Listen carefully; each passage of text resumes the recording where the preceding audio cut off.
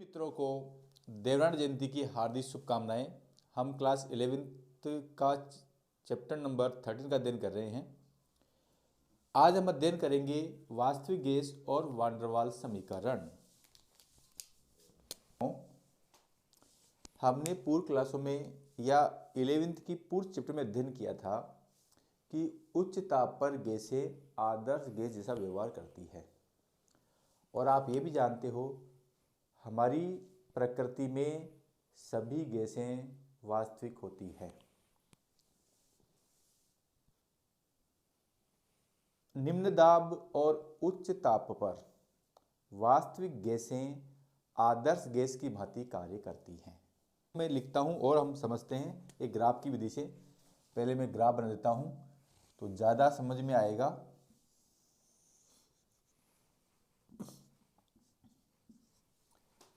X ओ x डेक्स और Y O Y डेक्स। अभी यहाँ पर है 0.5, यहाँ पर है 1 और यहाँ पर है 1.5 और यहाँ पर है 2 और यहाँ पर मैं मानता हूँ 600 केल्विन, 1200 केल्विन,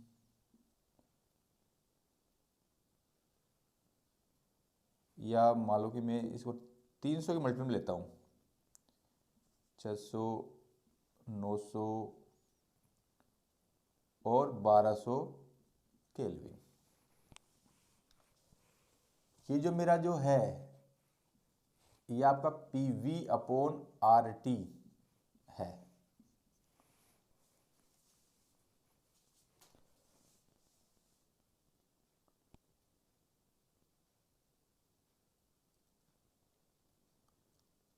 और ये इधर दाब है। दाब है तो यहाँ केल्विन आना संभावना नहीं है। तो मैंने क्या किया है, वाई एक्स पर PV/RT लिया है और एक्स एक्स पर P लिया है। या इसका जो यूनिट है ATM या वायुमंडलीय दाब, ATM या वायुमंडलीय दाब, एटॉमिक मास। अब देखो, हम जानते हैं कि जो आदर्श गैस होती है या आदर्श गैस का अवस्था में होता है PV/nRT और PV/RT 1 मोल गैस के लिए, 1 मोल गैस के लिए। अब मैं इसमें PV/RT = 1, अर्थात आदर्श गैस के लिए PV/RT का मान कितना होता है, 1। तो मैं ये मानता हूं कि ये मेरी आदर्श गैस है। जितने भी दाब होंगे उनके लिए आदर्श गैस समीकरण ये होगा। अब मैं क्या करता हूं, एक कोई गैस है जिसका ग्राफ इस प्रकार है और उसका ताप है 200 केल्विन। एक दूसरी गैस है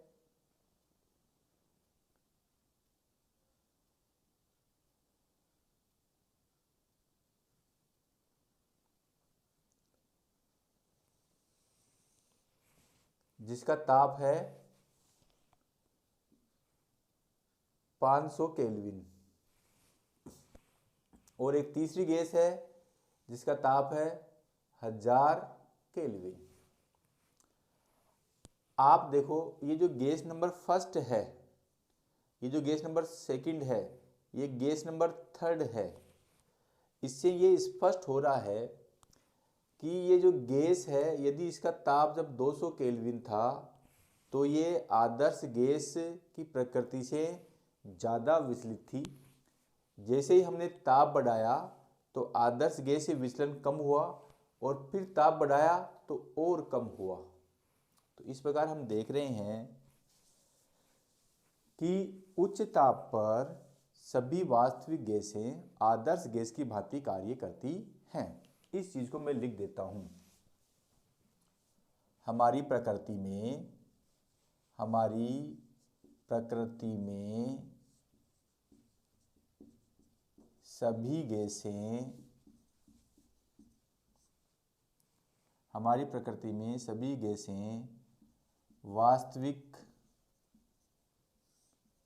होती हैं।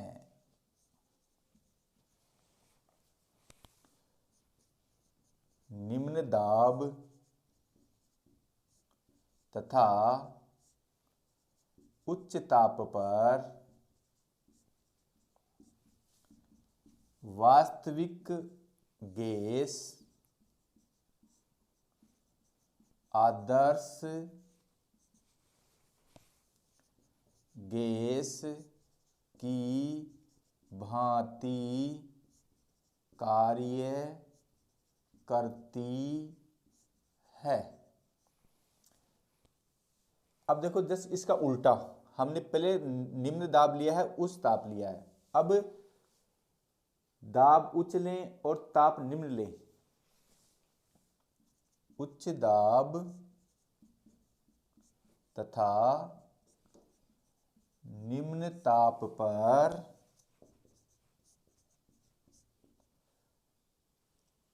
देखो, जैसे यहां पर ताप 1000 केल्विन था तो ये आदर्श गैस के लगभग आ गई। जब ताप 200 केल्विन था तो ये आदर्श गैस से बहुत दूर थी। उच्च दाब तथा निम्न ताप पर वास्तविक गैस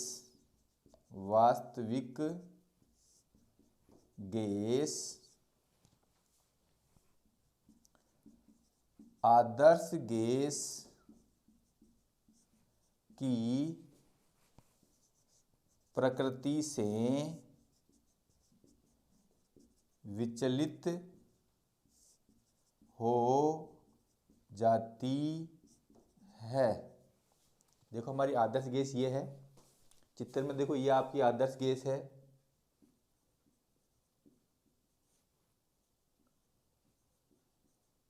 और देखो ये जितनी भी गैसें हैं जो 200 केल्विन पर है, 500 केल्विन पर है, 1000 केल्विन है, ये सारी आदर्श गैसें क्या है, विचलित हैं, क्योंकि इन पर दाब उच्च है और ताप निम्न है।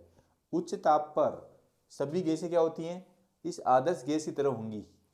सभी क्या होंगी, इस आदर्श गैस की तरह होंगी। उच्च ताप और निम्न दाब पर प्रकृति में पाई जाने वाली सभी गैसें जो वास्तविक होती हैं, परंतु निम्न दाब और उच्च ताप पर क्या हो जाएंगी, आदर्श गैस की भांति व्यवहार करेंगी। और दाब उच्च है, ताप निम्न है, तो इस आदर्श गैस से ये विचलित हो जाएंगी। तो ये बात आपके समझ में आ गई होगी। अब नेक्स्ट जो है वो है वान डेर वाल्स समीकरण।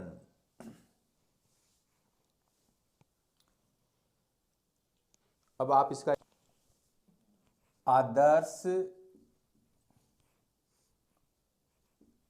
गैस के अवस्था समीकरण या PV बराबर nRT में निम्न संशोधन किया गया। पहला है आयतन संशोधन। आयतन संशोधन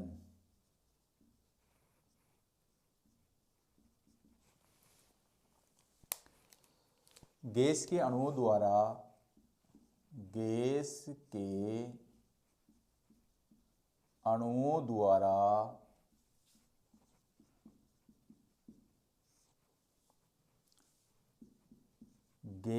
के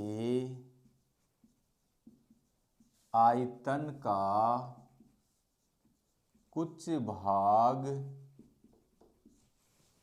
गैस के अणुओं द्वारा गैस के आयतन का कुछ भाग, हमें माना ये कुछ भाग क्या है, माना कुछ भाग आपका B है। गैस के अणुओं द्वारा गैस के आयतन का कुछ भाग B घेर लिया जाता है। यदि गैस का आयतन V है तो गैस का प्रभावी आयतन V माइनस बी हो जाएगा। अब हम क्या करेंगे, जो हमारा PV बराबर nRT था, इसमें V की जगह हम V माइनस बी यूज कर लेंगे। ये संशोधन हम कर लेंगे। और दूसरा जो संशोधन है वो है दाब संशोधन। दाब संशोधन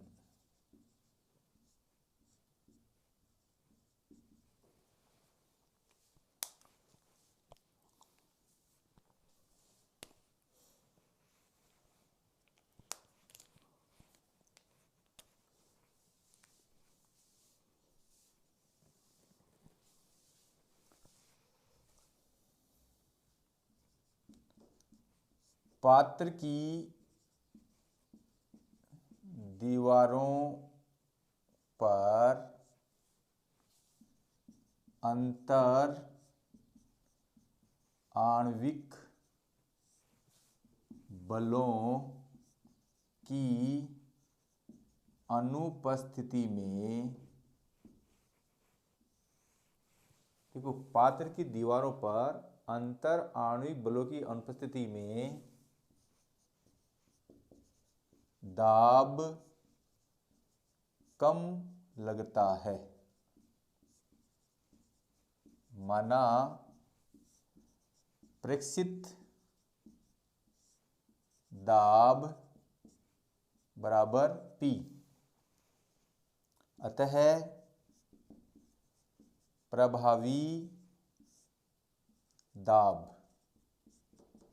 P plus A upon V square.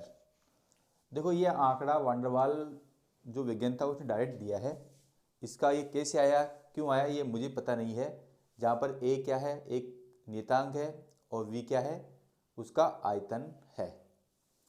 अब देखो ये P की जगह तो हम रख देंगे ये, और V की जगह रख देंगे ये। तो जो संशोधित आदर्श गैस समीकरण निम्न है, तो होगी P की जगह तो मिलता P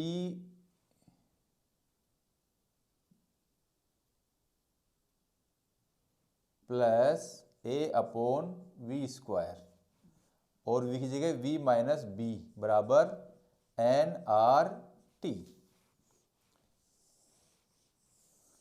इसे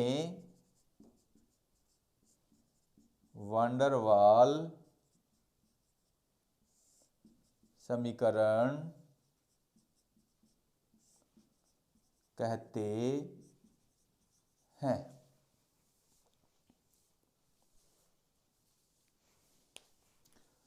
अब यदि 1 मोल के लिए है तो यहाँ पर n बराबर 1 आ जाएगा, तो ये हो जाएगी दिस इंटू दिस बराबर RT। कब, 1 मोल गैस के लिए।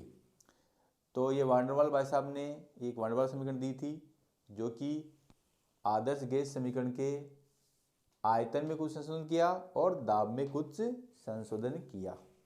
और जब आदर्श गैस के समीकरण में दाब और आयतन में संशोधित करने के बाद में जो समीकरण प्राप्त होती है, उस समीकरण को हम वांडरवाल समीकरण कहते हैं। अब पुनः आप इसका स्क्रीनशॉट ले सकते हैं।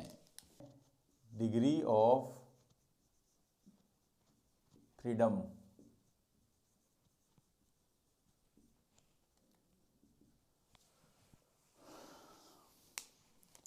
कोई कण या परमाणु जितनी दिशाओं में स्वतंत्रता पूर्वक गति कर सकता है की संख्या को स्वतंत्रता की कोटियां कहते हैं। एक परिभाषा तो आपकी ये है, जिसको मैं लिख देता हूं। कोई अणु या परमाणु जितनी दिशाओं में स्वतंत्रता पूर्वक गति कर सकता है,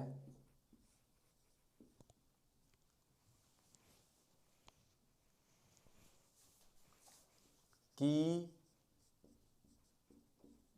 संख्या को स्वतंत्रता की कोटि या कहते हैं। एक दूसरी परिभाषा और भी है जो इसको मैं याद करके लेता हूं। किसी गतिक निकाय को किसी गतिक निकाय की स्थिति तथा विन्यास को पूर्णतः वर्णित करने के लिए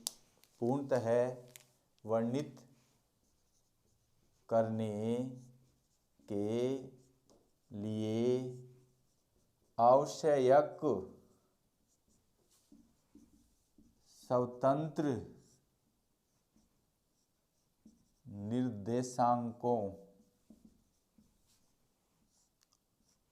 स्वतंत्र निर्देशांकों की संख्या को स्वतंत्रता की कोटियाँ कहते हैं।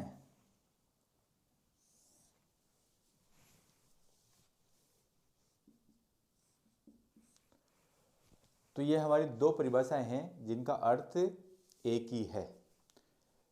किसी गतिक निकाय को स्थिति और विन्यास को पूर्णतः वर्णित करने के लिए आवश्यक निर्देशांकों की संख्या को या आवश्यक स्वतंत्र निर्देशांक संख्या को उस निकाय की स्वतंत्रता कोटियां कहते हैं। स्वतंत्रता कोटियां तीन प्रकार की होती हैं। स्वतंत्रता की कोटियां तीन प्रकार की होती हैं। नंबर 1, स्थानांतरण की स्वतंत्रता की कोटि, स्थानांतरण की स्वतंत्रता कोटि। दूसरा है घूर्णन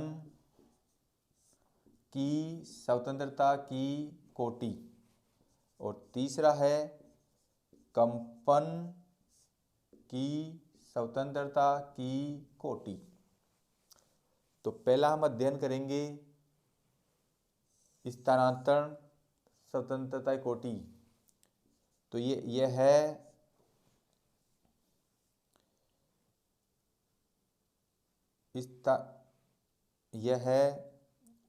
या इसमें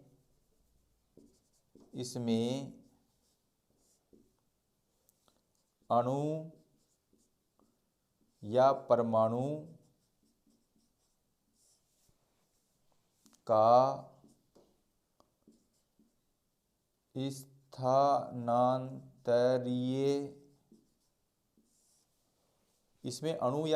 का स्थानांतरीय या रेखीय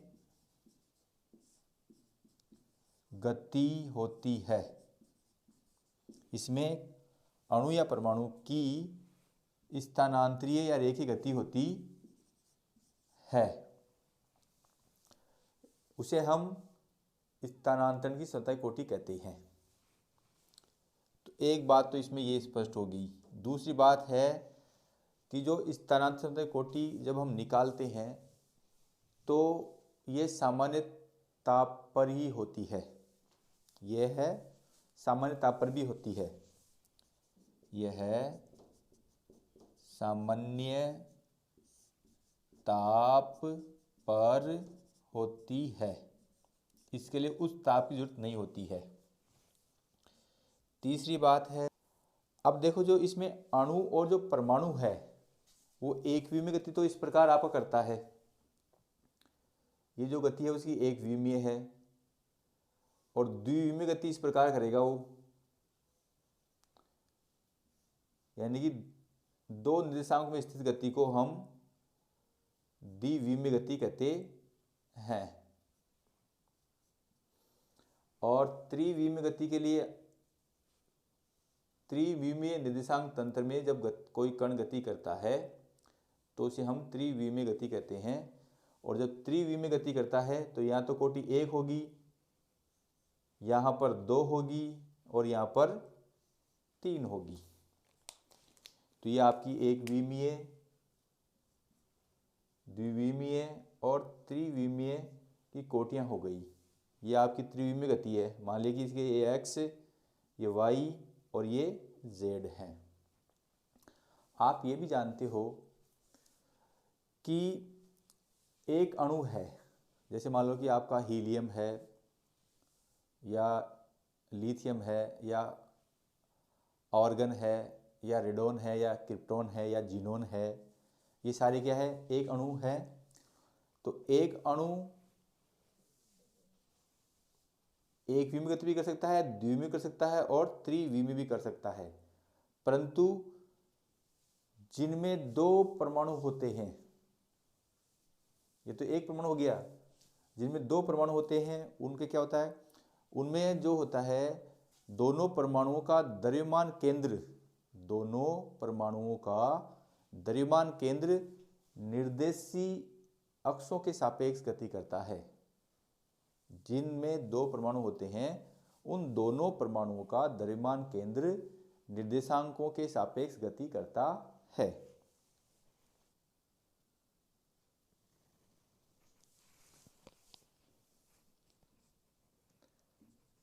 इसमें अधिकतम स्वतंत्रता की कोटि 3 होती है, 3 होती है। इसमें अधिकतम स्वतंत्रता कोटि 3 होती है।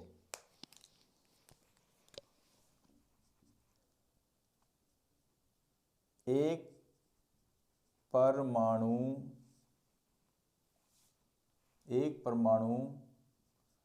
तीनों अक्षों के सापेक्ष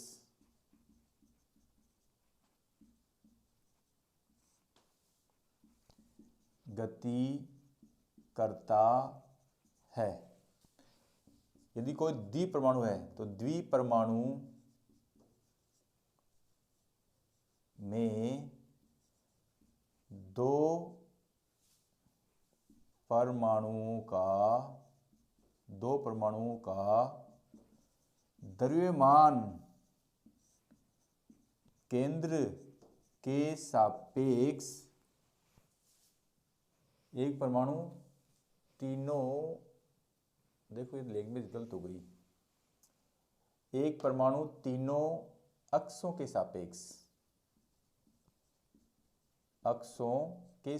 गति करता है। द्विपरमाणु में 2 परमाणु का द्रव्यमान केंद्र तीनों अक्षों के सापेक्ष गति करता है। दूसरा जो हमारा आता है वो है घूर्णन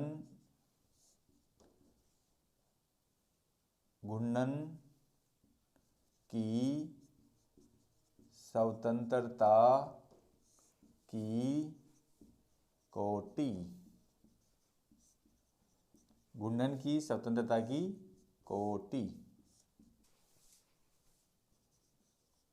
घूर्णन की स्वतंत्रता की कोटि की स्वतंत्र कोटि अणु के द्रव्यमान केंद्र से पारित अक्ष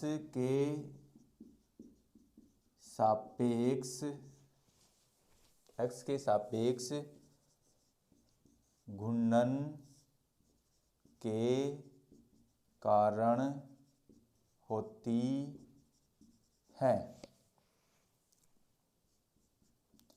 यह सामान्य ताप पर उपस्थित होती है। ये सामान्य ताप पर उपस्थित होती है। घूर्णन की स्वतंत्र कोटि अणु के द्रव्यमान केंद्र से पारित x के सापेक्ष घूर्णन के कारण, जब x घूर्णन करता है तब स्वतंत्र कोटियां होती हैं और ये सामान्य ताप पर उपस्थित होती हैं।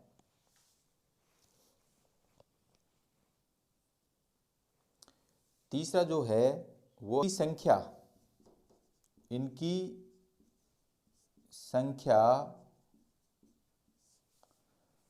घूर्णन x की प्रकृति पर निर्भर करती है। घूर्णन x की प्रकृति पर निर्भर करती है। इनकी संख्या घूर्णन x की प्रकृति पर निर्भर करती है। अब तीसरा हमारा जो है वो है कंपन की स्वतंत्रता की कोटि।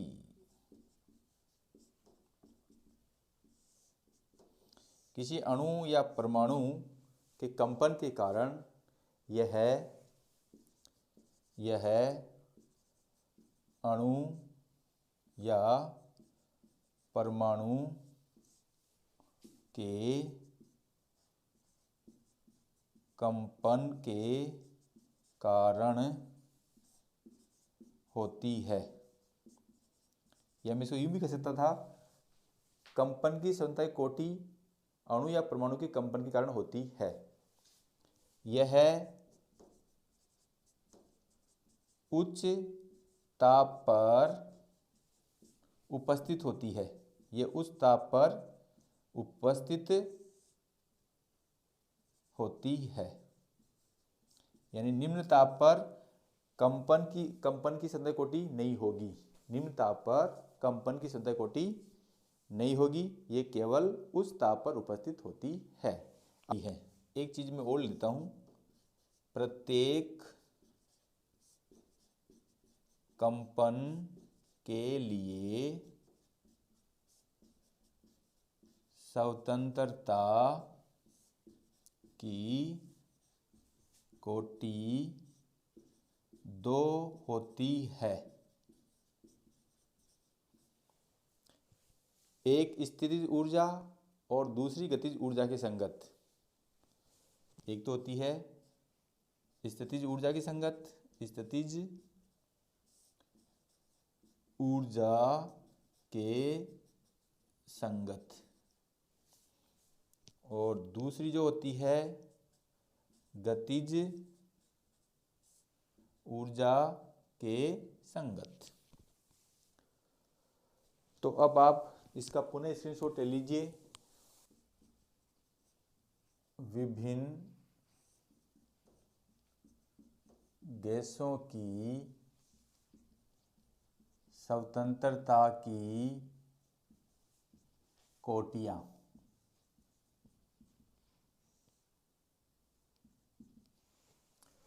देखो मैं यहां लेता हूं क्रम संख्या,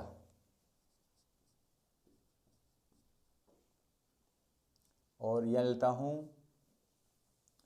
गैस की परमाणुकता, गैस की परमाणुकता।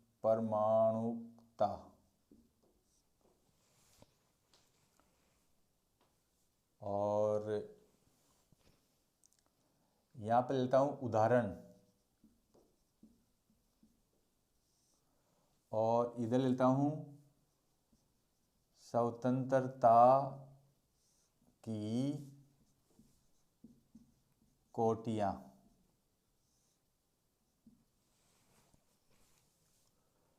अब ये स्वतंत्र कोटियाँ 3 भागों में है।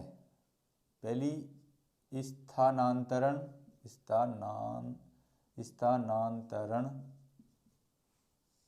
दूसरी घूर्णन और तीसरी कंपन। तो इसको मैंने 3 भागों में तोड़ दिया है।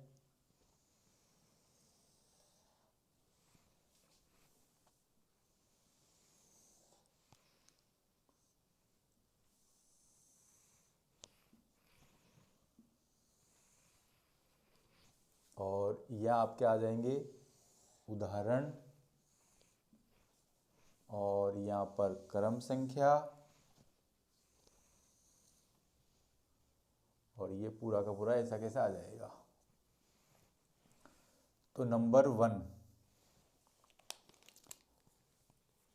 एक परमाणु गैस, एक परमाणुक उदाहरण हो जाएंगे इसमें आपके helium, argon, krypton, xenon, ETC, ये इसके उदाहरण हो गए।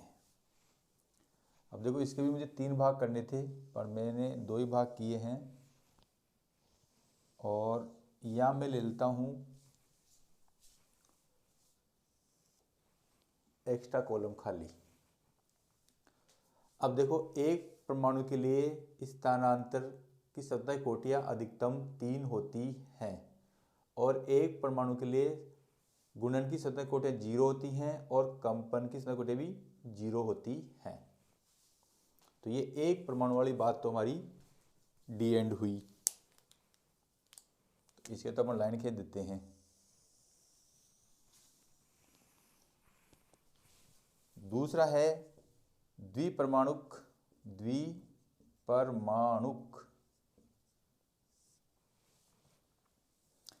उदाहरण C2H2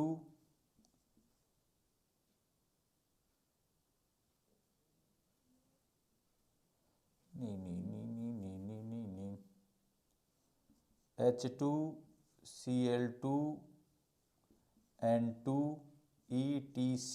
ये आपके इनमें 2 परमाणु है, अणु 1 है और 2 परमाणु है। तो 2 परमाणुओं के लिए स्वतंत्र कोटियां तो स्थानांतरण 3 होती हैं, घूर्णन के लिए 2 और कंपन के लिए 0।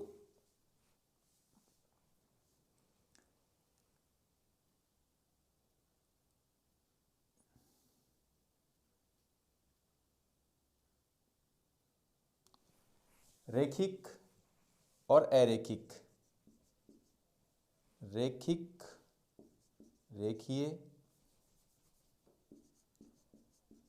रेखीय और अरेखीय।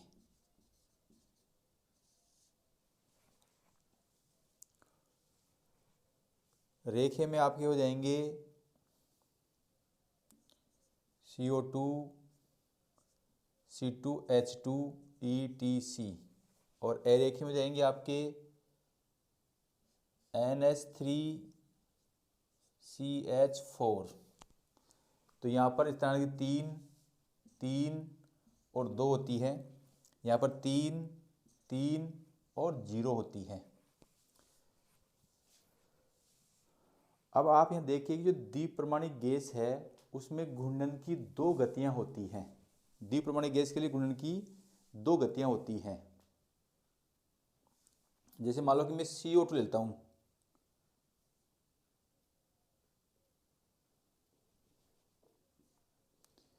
ये है, तो एक तो इसका एक्स इधर होगा इस दिशा में, और हम ये जानते हैं कि एक्स एक्स पर गुणन आगुण शून्य होता है, और वो क्या होता है, ये होता 2 i ओमेगा²।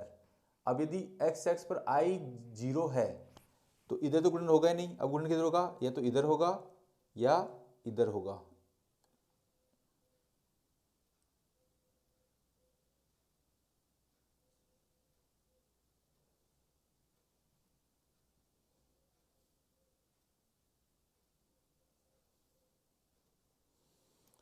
तो ये CO2 में गुणन इस प्रकार का होगा, और इसमें गुणन कितना प्रकार का होता है, 3 प्रकार का। वो 3 प्रकार कैसे होता है, इस प्रकार से होता है, त्रिमितीय निर्देशांक तंत्र के हिसाब से होता है। यहाँ पर हो जाएगा, यहाँ पर हो जाएगा, यहाँ पर हो जाएगा और यहाँ पर हो जाएगा।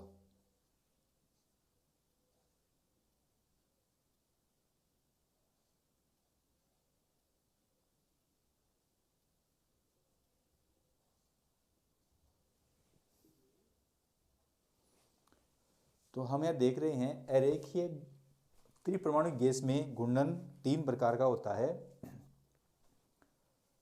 और 3 प्रकार का मैंने गलत लिख दिया है, तो आप इसे 2 ही प्रकार समझे।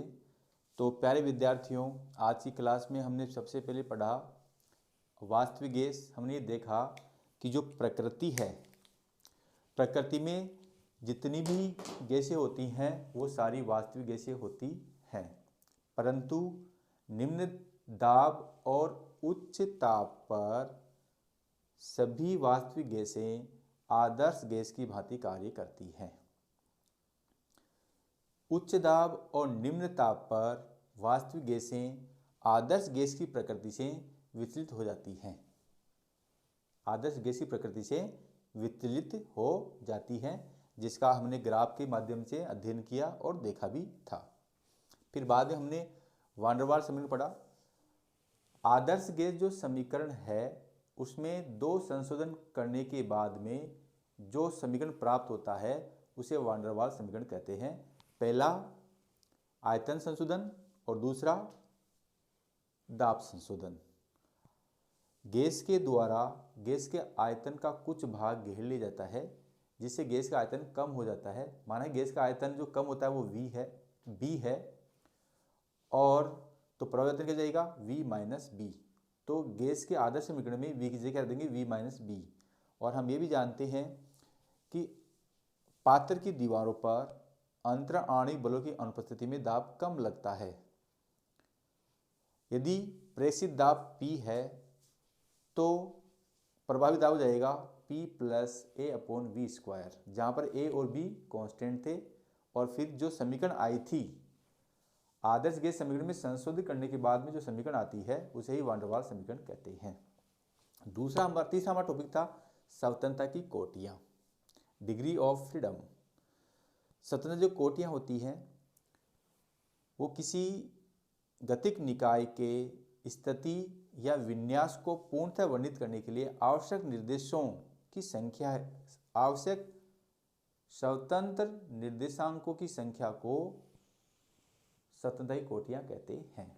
या कोई अणु या परमाणु जितनी दिशाओं में स्वतंत्रता पूर्वक गति कर सकता है की संख्या स्वतंत्रता की कोटियाँ कहलाती हैं। स्वतंत्र कोटियाँ 3 प्रकार की होती हैं, स्थानांतरण के कारण स्वतंत्र कोटियाँ, घूर्णन की स्वतंत्र कोटियाँ और कंपन की स्वतंत्र कोटियाँ।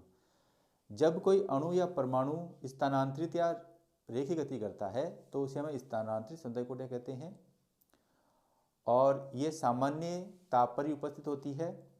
इसमें अधिकतम स्वतंत्र कोटियाँ 3 होती हैं। ये यदि कण 1V में, द्विवीय और त्रिवीय में गति करता है तो स्वतंत्र कोटियाँ क्रमशः 1, 2 और 3 होती हैं। हमने इसके चित्र डायग्राम में देखा था। दूसरा है घूर्णन की सतही कोटियाँ। जब कोई अणु द्रव्यमान केंद्र के सापेक्ष द्रव्यमान केंद्र से पारित x के सापेक्ष घूर्णन करता है तो जो संख्या आती है उसे हम कहते हैं घूर्णन की सतही कोटियाँ। और घूर्णन की सतही कोटियाँ घूर्णन एक्स पर निर्भर करती हैं, ये भी हमने देखा। और देखो यहाँ पर जो CO2 है, जब रेखीय होता है तो गुणन की कोटियाँ 2 है, अरेखीय में 3 है, और 3 क्यों होती है, इसका कारण भी हमने देखा था कि गुणन x के सापेक्ष जड़त्व आघूर्ण शून्य होता है, इसलिए CO2 के लिए 2 घूर्णन की सतह कोटियाँ होती हैं। तीसरा है कंपन के कारण सतह कोटियाँ। कंपन के कारण सतह कोटियाँ 2 प्रकार की होती हैं, एक तो स्थितिज ऊर्जा के संगत और एक गतिज ऊर्जा के संगत। और हमने ये भी देखा था कि कंपन की सतह कोटि केवल और केवल उच्च ताप पर संभव है, निम्न ताप पर संभव नहीं है। तो आप मेरे YouTube चैनल को लाइक, सब्सक्राइब और कमेंट्स करना नहीं भूलें। धन्यवाद।